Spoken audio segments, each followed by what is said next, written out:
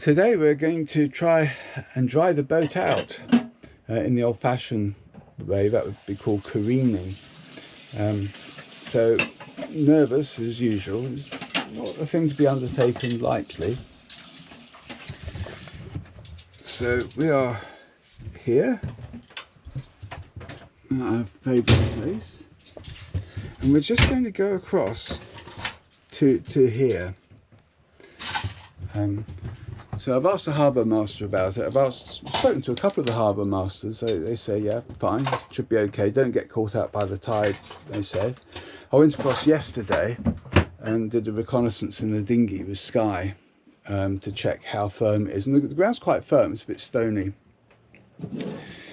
High tide was at 10 o'clock. So it's now nearly 12 o'clock. I'm aiming to be there 2 hours after high tide, so that we then hopefully float 2 hours before the next high tide, which would be 8 o'clock this evening, which is just at sunset. So, and the weather's fine, so everything really should work. There's no reason not to do it. So here goes. Right, okay, off we go. Very short journey. So when we get there, we're just going to keep the anchor up, because we're not intending to stay over the tide. So when the tide next comes in, we'll be controlling the boat and leaving, rather than having to have it anchored, so it stays put. Gallantly stroll forwards. Enjoying the view, did you? There's the smaller sort of obstruction I saw, so, and there's the post he was in, so yeah, I can see where I'm going to aim for. Okay. I've picked my spot.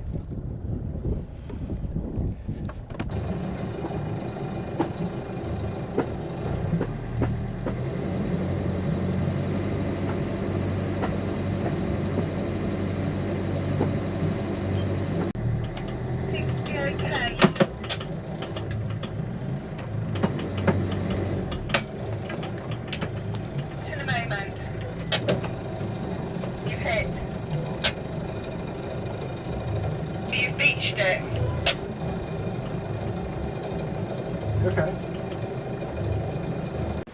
It's better here, but you're sort of on an angle.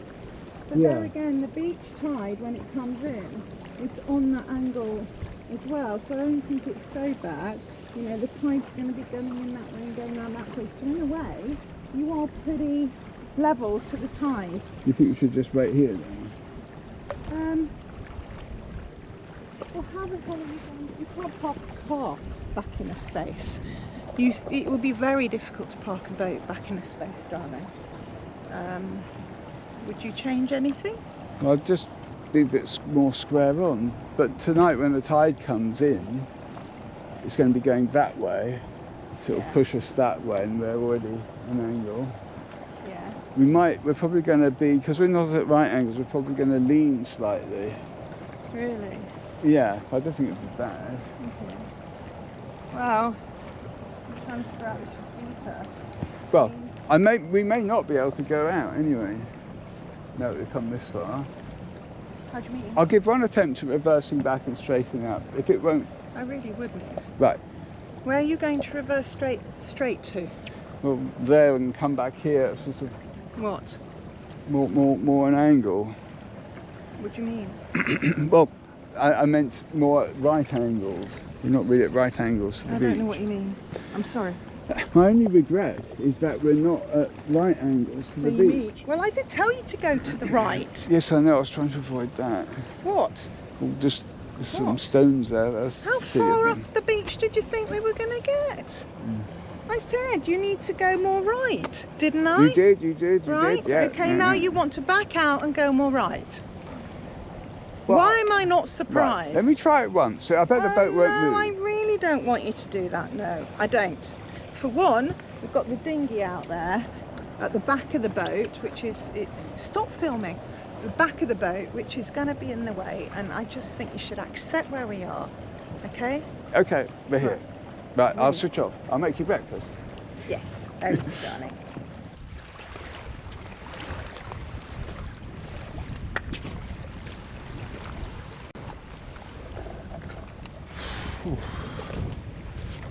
It's difficult. Look at this. You think this would be an old slipway, perhaps? But why would that rock be there at the end? So how do we find the way back here to this spot?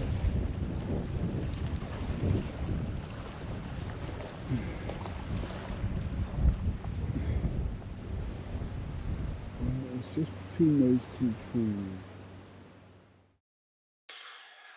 It's a beautiful, calm evening. Absolutely glorious. We've been dried out today. In fact, we've dried out 2 or 3 times this week.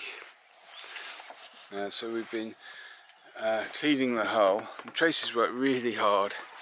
And the hull now looks almost the same as if we had been pulled out of the water and you know, properly cleaned, which is expensive. This costs nothing. So it's great. We're kind of floating. Normally I put the engine on and reverse out, which I will do, but I'm just fascinated to see what happens if we actually float away. Tide's going that way, but it's a neap tide, and you can see from the bubbles it's not really moving. There's a beautiful Channels Creek.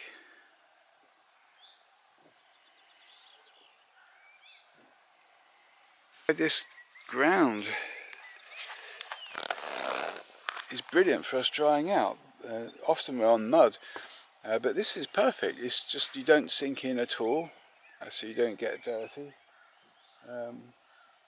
It's worked out great, but there are underwater obstructions, which I've noted, and so I know if we come here that we need to be opposite that bush, which of course is going to change its foliage, but there's a little path just there. So if we come at right angles to that path, then we're clear of the concrete block, which you can't see, which is about there, and also an old pier which runs that way. I think we're moving. What do you think? The back of the boat's swinging. This is almost like less stressful than anchoring, and way less stressful than leaving a marina.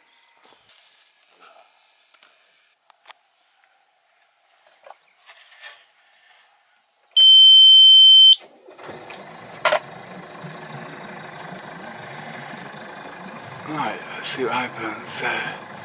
Where's the rudder? The rudder's going straight back. Take the friction off. Okay. There's really no wind. So, idle reverse. And look for the GPS speed to start moving. There we go. 0.1 of the knot, so we're moving. I normally let the back of the boat swing into wind, because that's what it naturally wants to do. I can feel it wanting to go that way, so I'll just let it. To idle forwards.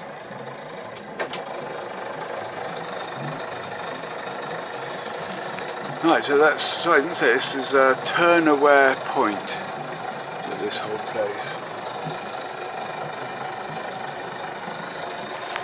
Right, we'll go and find our parking for the evening, which is where we normally go, just over there.